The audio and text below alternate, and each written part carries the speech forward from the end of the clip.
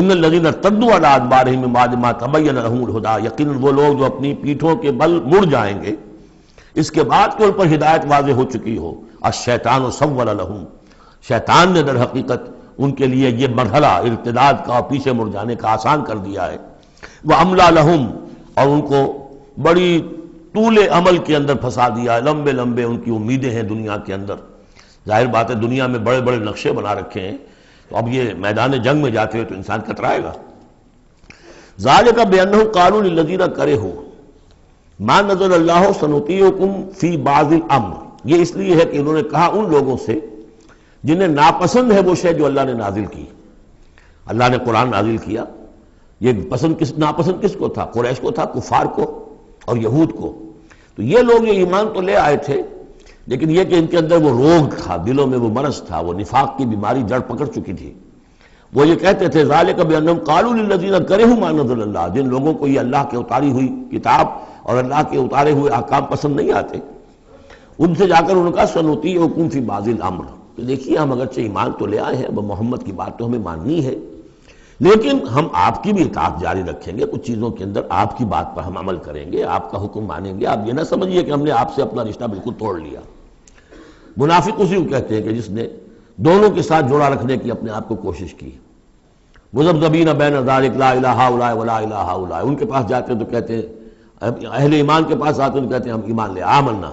وَإِذَا خَلَوْا إِلَىٰ شَيَاطِينِهِمْ قَالُوا إِنَّا مَعَكُمْ إِنَّمَا كَانُوا نَسْتَهْزِئُونَ إِنَّا نَحْنُ مُسْتَهْزِئُونَ إِنَّمَا نَحْنُ مُسْتَهْزِئُونَ وَاللَّهُ يَعْلَمُ إِسْرَارَهُمْ، اور اللہ تعالیٰ کو خوب معلوم ہے جو کچھ کی یہ خفیہ باتیں کرتے ہیں جا کر.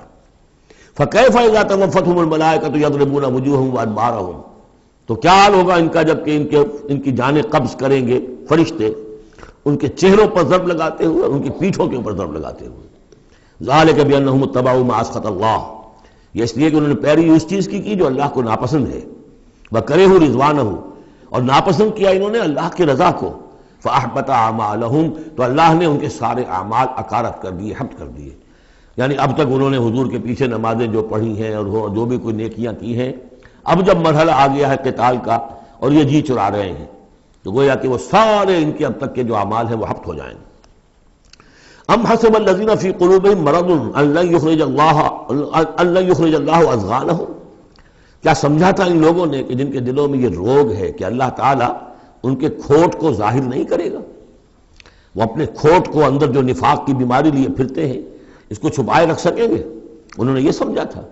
اللہ تعالیٰ نے تو اسے واضح کرنا تھا. فَلَيَعْلَمَنَّ اللَّهُ الَّذِينَ آمَنُوا وَلَيَعْلَمَنَّ الْمُنَافِقِينَ. تو ام حسب الذین فی قلوبہم مرض ان لن یخرج اللہ اضغانہم، انہوں نے سمجھا تھا کہ اللہ تعالیٰ ان کے کھوٹ کو، دلوں کے کھوٹ کو علم نشرہ نہیں کر دے گا. وَلَوْ نَشَاءُ لَأَرَيْنَاكَهُمْ، اور اگر ہم چاہیں تو اے نبی آپ کو دکھا دیں کہ یہ ہیں وہ لوگ. فَلَعَرَفْتَهُمْ بِسِیمَاهُمْ، آپ ان کے چہروں سے انہیں خود ہی پہچان لیں گے. ظاہر بات ہے کہ ایک صادق الایمان شخص کا چہرہ اور ایک منافق کا چہرہ، انسان کے قلب کی کیفیت جو ہوتی ہے وہ تو چہرے کے اوپر جو ہے، face is the index of mind, ذہنی کیفیت جو ہے، قلب کی کیفیت جو ہے چہرے پر ہوتی ہے. فَلَعَرَفْتَهُمْ، تو آپ پہچان ہی چکے ہیں انہیں ان کے چہروں سے. وَلَتَعْرِفَنَّهُمْ فِي لَحْنِ الْقَوْلِ، اور مزید آپ پہچان لیں گے انہیں ان کی گفتگو کے ڈھب سے، انداز سے. گفتگو میں بھی ظاہر بات ہے کچھ چاپلوسی کریں گے، کچھ ہیر پھیر ڈالیں گے. ایک مخلص آدمی کی گفتگو اور ایک اس طرح کے شخص کی گفتگو زمین و آسمان کا فرق ہوتا ہے. وَاللَّهُ يَعْلَمُ أَعْمَالَكُمْ، اللہ تمہارے اعمال کو خوب جانتا ہے. وَلَنَبْلُوَنَّكُمْ حَتَّى نَعْلَمَ الْمُجَاهِدِينَ مِنْكُمْ وَالصَّابِرِينَ، اور ہم تو لازماً آزمائیں گے تمہیں، یہاں تک کہ ہم، ترجمہ تو ہوگا ہم معلوم کر لیں، ہمیں علم ہو جائے. لیکن چونکہ اہل سنت کا عقیدہ یہ کہ اللہ کا علم تو قدیم ہے، تو یہاں ہم اس کی ترجمانی کرتے ہوئے کہتے ہیں ہم ظاہر کر دیں گے اس کو تاکہ سب کے علم میں آ جائے، سب دیکھ لیں. ہم آزمائیں گے تمہیں یہاں تک کہ سب دیکھ لیں کہ مجاہدین کون ہیں تم میں سے. حتیٰ نعلم المجاہدین منکم والصابرین، اور وہ جو صبر کرنے والے ہیں. وَنَبْلُوَ أَخْبَارَكُمْ، اور ہم تمہارے سارے حالات کی پوری طریقے سے تحقیق کر لیں. یہ تقریباً سمجھیے کہ وہ آیت جو آئی تھی سورہ بقرہ میں، وَلَنَبْلُوَنَّكُمْ بِشَيْءٍ مِّنَ الْخَوْفِ وَالْجُوعِ وَنَقْصٍ مِّنَ الْأَمْوَالِ وَالْأَنفُسِ وَالثَّمَرَاتِ. ابھی وہاں چونکہ قتال کا حکم نہیں آیا تھا، اس لیے وہاں پر ابھی جنگ کا تذکرہ نہیں تھا. یہ تو تھا کہ ہم تمہیں آزمائیں گے بھوک سے اور جان اور مال کے نقصان سے اور ثمرات کے ضیاع سے. لیکن یہاں اسی آیت کو ایکسٹینشن سمجھیے، وَلَنَبْلُوَنَّكُمْ حَتَّى نَعْلَمَ الْمُجَاهِدِينَ مِنكُمْ وَالصَّابِرِينَ، تاکہ ہم دیکھ لیں کون ہیں وہ جو واقعتاً جہاد کرنے والے ہیں، صبر کرنے والے ہیں، اور ان کی پوری طرح جانچ پرکھ کر لیں۔ ان الذين كفروا وصدوا عن سبيل الله وشاقوا الرسول من بعد ما تبين له الهدى لن يضروا الله شيئا، یقیناً وہ لوگ جنہوں نے کفر کیا اور جو روکتے رہے لوگوں کو بھی اللہ کے راستے سے اور اللہ کی اور اس کے رسول کی مخالفت میں سرگرم رہے، زدہ میں پڑ گئے، من بعد ما تبين لهم الهدى، اس کے بعد کہ ان کے لیے ہدایت واضح ہو چکی تھی، لن يضروا الله شيئا، وہ اللہ کا کچھ نہیں بگاڑ سکیں گے، وسيحبط اعمالهم، اللہ تعالیٰ ان کے اعمال کو بھی حبط کر دے گا۔ یعنی اس پہلے ذکر تھا منافقین کا، اب یہاں کفار مکہ کا ذکر ہے۔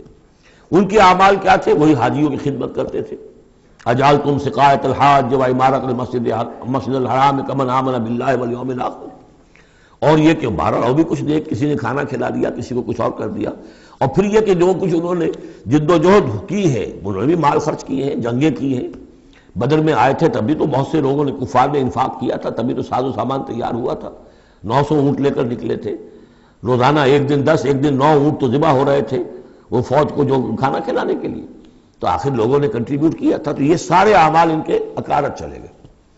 یا ایھا الذین آمنوا اطیعوا اللہ واطیعوا الرسول ولا تبطلوا اعمالکم، اے اہل ایمان اللہ کی اطاعت کرو اور اس کے رسول کی اطاعت کرو، لا تبطلوا اعمال، اپنے اعمال ضائع نہ کرا بیٹھنا، یعنی اب تک اگر تم نے کچھ اعمال کیے ہیں، کوئی محنت بھی کی ہے، کچھ انفاق بھی کیا ہے، کچھ اور جد و جہد کی ہے، لیکن اب جو یہ مرحلہ نیا آ گیا ہے، اس کو یوں سمجھیے اب امر حال یہ ہے، اللہ کا اس کے رسول کا جس وقت جو حکم ہے اس وقت اس کو ماننا ہوگا۔ اب حکم یہ ہے، لہذا اگر اس میں تم نے کہیں پیٹھ دکھا دی تو تم اپنے سارے سابقہ اعمال کو باطل کرا لو گے۔ ان الذین کفروا وصدوا عن سبیل اللہ ثم ماتوا وهم کفار فلن یغفر اللہ لهم، یقیناً وہ لوگ کہ جنہوں نے کفر کیا اور اللہ کے راستے سے وہ روکتے رہے اور یا رکے رہے، یہ دونوں جیسے میں نے عرض کیا کہ صدا یا صدو جو ہے یہ فعل لازم بھی ہے، فعل متعدی بھی ہے، ثم ماتوا وهم کفار، اور وہ مر گئے اسی حال میں کہ وہ کافر تھے، فلن یغفر اللہ لهم، تو ایسے لوگوں کو اللہ تعالیٰ ہرگز نہیں بخشے گا۔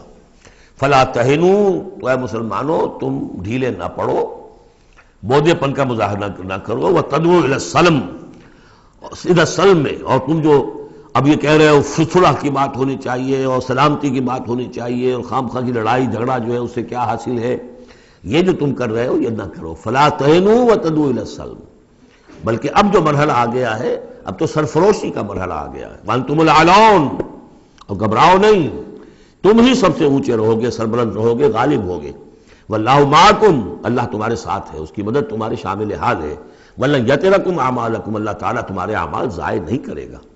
انما الحیات الدنیا لعب و لہو، یہ دنیا کی زندگی تو کھیل ہے اور کچھ جی کا بہلانا ہے، اس کے سوا کیا ہے؟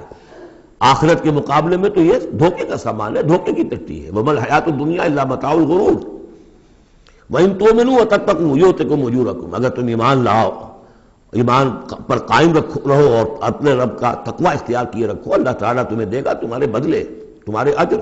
ولا یسألکم اموالکم، اور وہ تم سے تمہارے مال نہیں مانگتا، مطلب یہ کہ سارے مال نہیں مانگتا یا تم سے زبردستی مال نہیں مانگتا۔ دیکھیے دونوں چیز ذہن میں رکھیے، اللہ مال تو مانگتا ہے، من ذا الذی یقرض اللہ قرضا حسنا، کون ہے جو اللہ کو قرض حسنا دیتا ہے؟ کتنی مرتبہ کہا اللہ کی راہ میں انفاق کرو، اللہ کی راہ میں انفاق کرو، سورہ بقرہ میں ہم پڑھ چکے ہیں، انفقوا فی سبیل اللہ ولا تلقوا بایدیکم الی التہلکہ، اللہ کی راہ میں خرچ کرو، لگا دو، اپنے آپ کو اپنے ہاتھوں ہلاکت میں مت ڈالو۔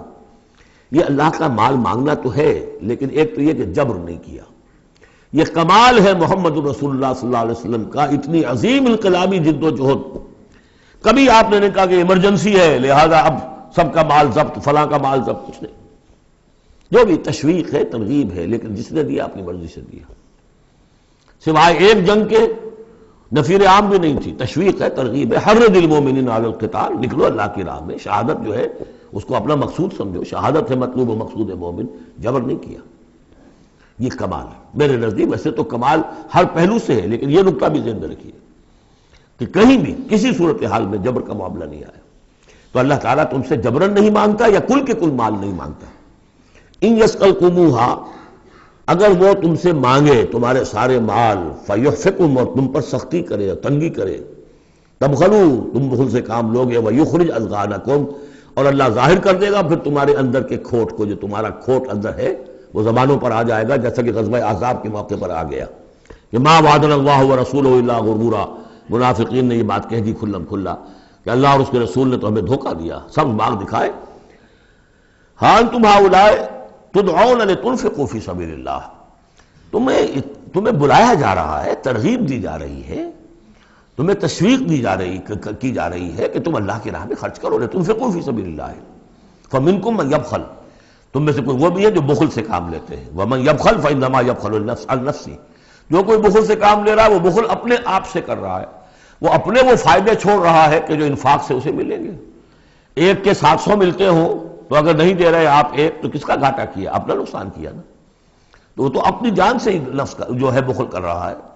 واللہ الغنی وانتم الفقراء، اور اللہ تعالیٰ تو غنی ہے، یہ تو تمہارے امتحان کے لیے مانگ رہا ہے تم سے، اللہ کو قرض دو، اللہ تعالیٰ تم سے صدقات بھی قبول کر لیتا ہے، وَيَقْبَلُ الصَّدَقَاتِ، صدقات قبول کر لیتا ہے، یہ اللہ تعالیٰ کی طرف سے تمہارے لیے تمہارا اعزاز ہے، اکرام ہے۔ واللہ الغنی، حالانکہ وہ غنی ہے، وانتم الفقراء، اور محتاج اصل میں تم ہو۔ وَإِن تَتَوَلَّوْا، یہ آیت بڑی فیصلہ کن ہے، ان تتولوا، اگر تم پیٹھ پھیر لوگے، یستبدل قوما غیرکم، تو تمہیں ہٹا کر کسی اور قوم کو لے آئے گا، ثم لا یکونوا امثالکم، پھر وہ تمہاری طرح کے نہیں ہوں گے۔ اب یہ ہو سکتا ہے کہ اس کا اطلاق جو ہے اس وقت کے کچھ لوگوں پر بھی ہوا ہو کہ جنہوں نے منافقت کی بنا پر پیٹھ موڑ لی، اللہ نے اپنے نبی کے لیے ان سے زیادہ جو ہے جانثار قسم کے اہل ایمان جو ہے وہ فراہم کر دیے۔ لیکن یہی آیت جو ہے اس اعتبار سے کہ حضور کی بعثت اصلی، بعثت خصوصی امیین کے لیے تھی، بنی اسماعیل اور عرب کے مشرکین جو ان کے تابع تھے، ان کے لیے یہ کہ یہ بات ان سے کہی جا رہی ہے کہ اب تمہیں سے امت بنی ہے، امت المسلمہ کن سے بنی ہے؟ اس کا نیوکلیس اہل عرب، وہی امت عرب کے لوگ۔ اگر یہ مشن جو تمہارے حوالے ہوا ہے، کذالک جعلناکم امۃ وسطا لتکونوا شہداء علی الناس ویکون الرسول علیکم شہیدا، اگر تم نے اس مشن سے منہ موڑ لیا تو اللہ تمہیں ہٹائے گا، معزول کر دے گا، کسی اور قوم کو لے آئے گا۔ چنانچہ میرے نزدیک اس آیت کا ظہور ہوا ہے بتمام و کمال 13ویں صدی عیسوی میں، جبکہ اللہ تعالیٰ نے عربوں کو امت مسلمہ کی قیادت سے معزول کر دیا۔ 1258 عیسوی میں سقوط بغداد ہوا، ہلاکو کے ہاتھوں جو مسلمانوں پر تاتاریوں کے ہاتھوں بیتی ہے، کروڑوں مسلمان قتل ہوئے اس وقت، معمولی نہیں۔ اور آخری خلیفہ بنو عباس کا، اس کو کھینچ کر محل سے گھسیٹ کر باہر نکالا گیا، جانور کی ایک کھال میں لپیٹ کر تاتاریوں نے اپنے گھوڑوں کے سموں تلے اسے کچل دیا۔ وہ گویا کہ عربوں کی کا معزول ہونا تھا امت مسلمہ کی قیادت سے۔ اس کے بعد کچھ عرصہ گزرا ہے، لیکن پھر اللہ نے وہ ایک معجزہ دکھایا کہ انہی تاتاریوں میں سے کتنی قومیں ایمان لے آئیں، ہے آیا فتنہ تاتار کے افسانے سے، پاسماں مل گئے کعبے کو صنم خانے سے۔ پھر وہی تاتاری تھے جن میں سے ترکان تیموری نکل آئے، ترکان صفوی نکل آئے، ترکان سلجوقی ان سے بھی پہلے آ چکے تھے، اور ترکان عثمانی، پھر گریٹ آٹومان امپائر، پھر خلافت بھی اللہ نے پھر وہاں منتقل کر دی۔ 400 برس کا خلافت جو ہے وہ بھی ترکان عثمانی کے پاس رہی۔ ان تتولوا یستبدل قوما غیرکم ثم لا یکونوا امثالکم، صدق اللہ العظیم۔